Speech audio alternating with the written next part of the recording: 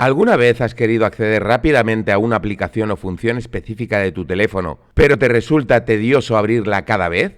Según un estudio de The New York Times, los usuarios interactúan con sus teléfonos más de 150 veces al día.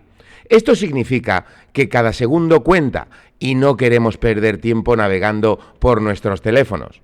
Esto puede ser frustrante, especialmente si utilizas esta aplicación o función con frecuencia.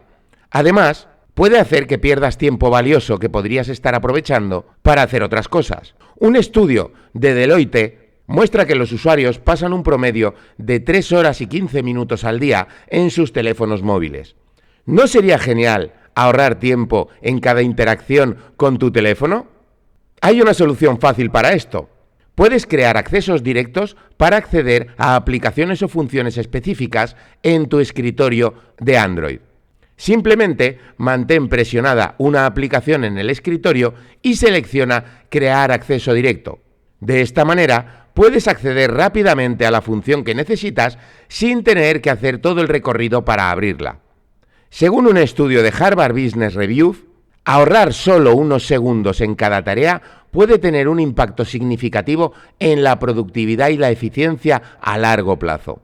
En fin, con este truco puedes ahorrar tiempo y ser más eficiente en el uso de tu teléfono Android.